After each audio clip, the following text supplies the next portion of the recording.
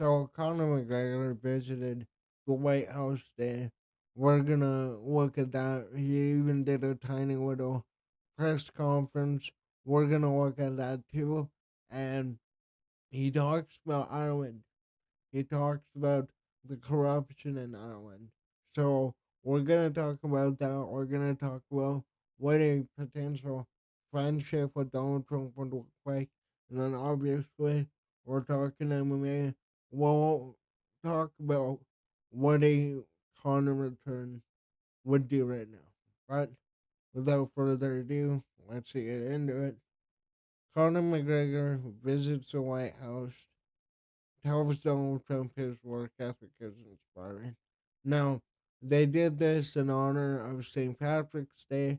Very, very ballsy move by them for what's currently going on with Conor. But hey, it's a headline.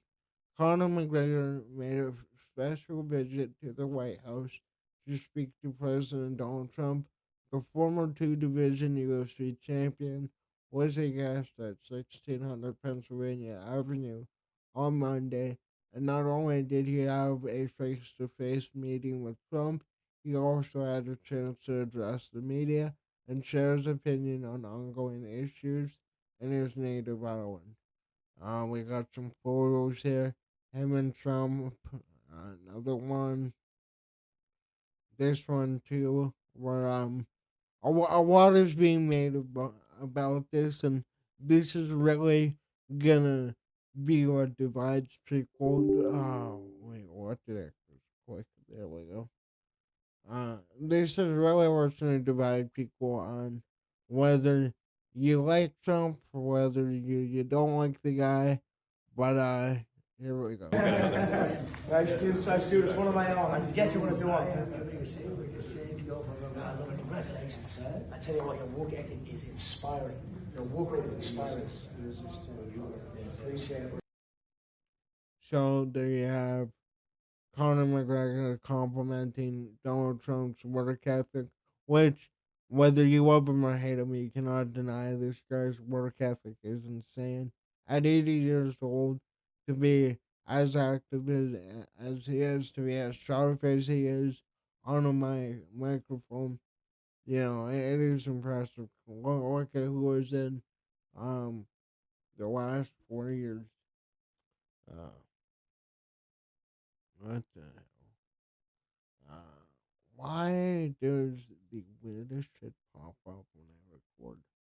But then you have one with Trump, Connor's family, and Elon Musk. Then you have a little walkout photo, walkout video here. Happy Paddy's Day, America! Yeah. I wonder if she's getting paid for this. But this is a big part here. This is a big part here when he actually talked on at the White House podium, whatever it's called. I'm not American. I don't really. Yeah, well, I need to double check here. And we got that working. There we go. Without further ado, though. Hey, Connor, first of all, did you get into some time with President Trump? And also, I know there's some Irish immigrants in the U.S. without status. What do you think should happen to them? The Irish There's immigrants? some recent Irish immigrants without legal status. Wait, are we taking questions? Taking over the podium. Ireland and America, we are siblings. We consider America our big sibling. So it's important for Ireland to have be a peaceful, happy, prosperous country for the 40 million Irish Americans to have a place to visit, to come back to their home. So we wish for our relationship with the United States to continue, and we wish to be taken care of by the big bro. The United States should look after its little bro, and that's how we feel. How about the trade? What about, there's some trade disputes between the U.S. and the EU, and how do you think? We wish the same. Ireland wish the Hey, same. we actually have some stuff that we I have will to do say, right now. I appreciate it. Connor is here to meet with the president. He'll Yeah. be meeting with him later this afternoon. We couldn't think of a better guest to have with us on St. Patrick's Day. We're both wearing our green. This was not planned, but very festive. And as you know, I'll be having a briefing later at 1 o'clock, so we'll talk more about their meeting later. But he's going over to meet with some other administration officials. He's spending the day in Washington, D.C. For sure. So I'm here to it'll be raise fun. the issues the people of Ireland face. You know, and it'll be music to the people of Ireland's ears, because never on the main stage has the issues the people of Ireland face been spoke. You know, our government has long since abandoned the voices of the people of Ireland, and it's high time that America is made aware of what is going on in Ireland. What is going on in Ireland is a travesty. Our government is the government of zero action with zero accountability. You know, our money is being spent on overseas issues that has nothing to do with the Irish people. The illegal immigration racket is running ravage on the country. There are rural towns in Ireland that have been overrun in one swoop, that have become a minority in one swoop. So issues need to be addressed, and the 40 million Irish Americans, as I said, need to hear this, because if not, there will be no place to come home and visit. So they have Conor McGregor. I wanted to play the full clip, not interrupted there. But we obviously know that Conor McGregor has been very vocal about wanting to get into politics. This is one of the reasons, allegedly, where these allegations, these lawsuits came from. But beyond that, though, he took a bunch of pictures on the podium, pictures with them two in the background, all this stuff, talking to high, people in big positions, Elon Musk, Donald Trump, all of them. So now, this is what I want to get at,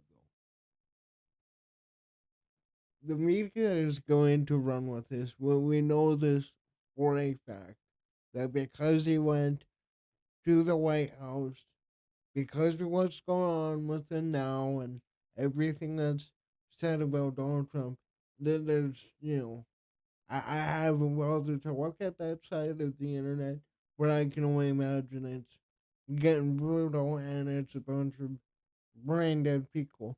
But with Conor McGregor going to the White House, I think it fully commits to him moving to America.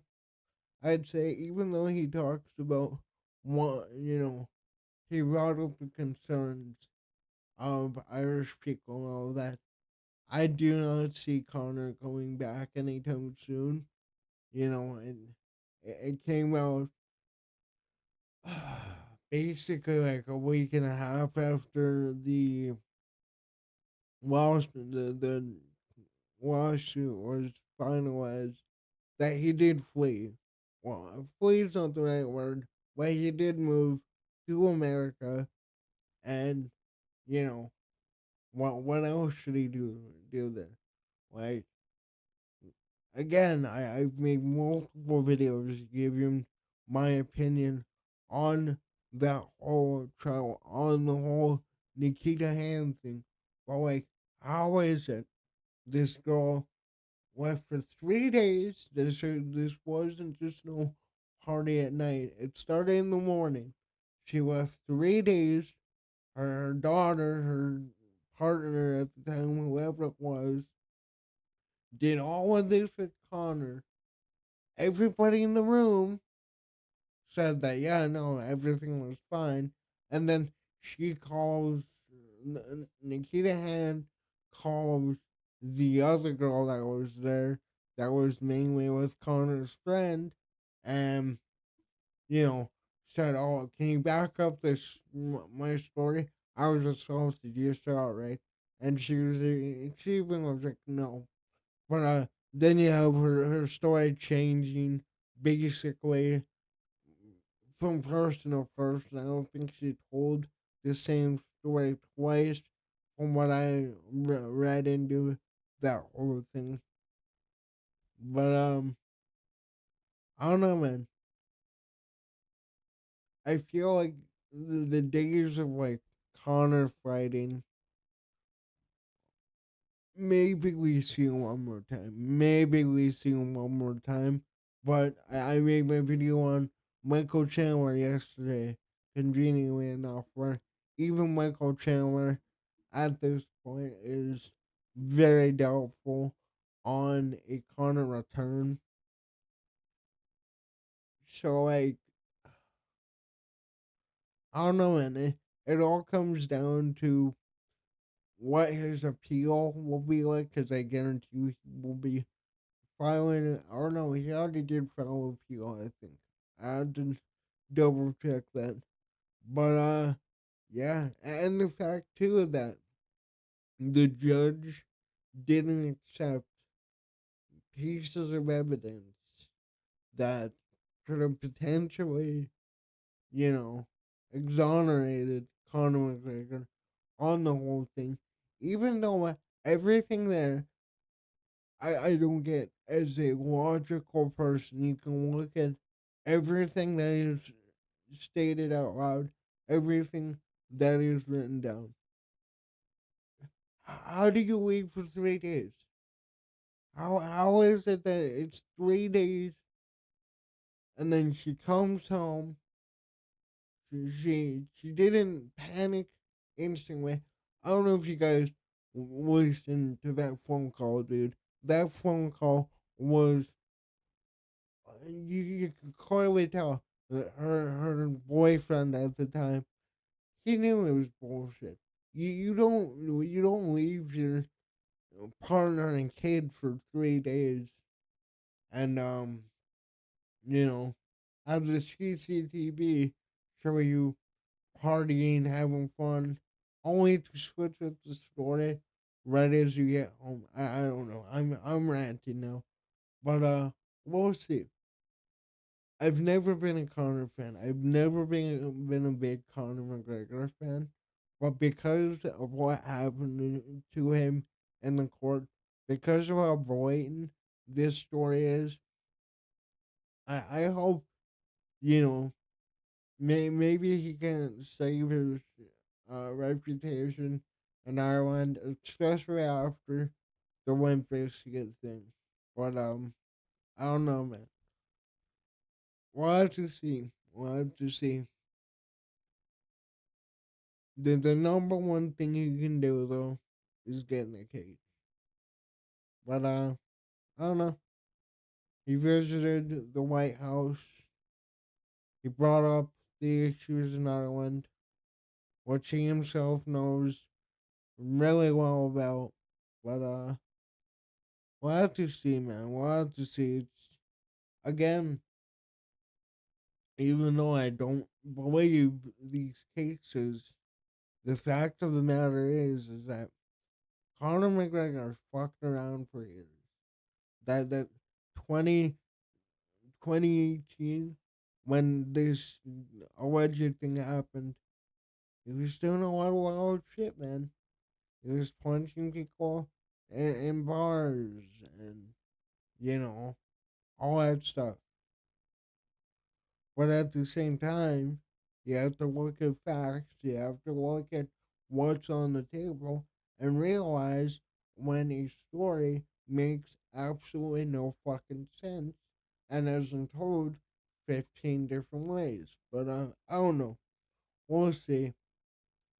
This is a little cool thing, you know, having an MMA fighter there, even though Conor McGregor transcends MMA and all that. And Dana White and Trump are best friends, Trump being a crucial part in MMA history. But I don't know. Let me know, what do you guys make of Conor McGregor going to the White House?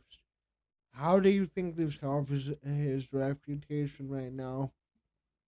And do you think that he could potentially run for something, be put on a board of something in America to help with Ireland? Let me know. Other than that, that's all I got. We got a big story brewing with John Silva and Bryce Mitchell that I will probably be doing tomorrow. Wild shit.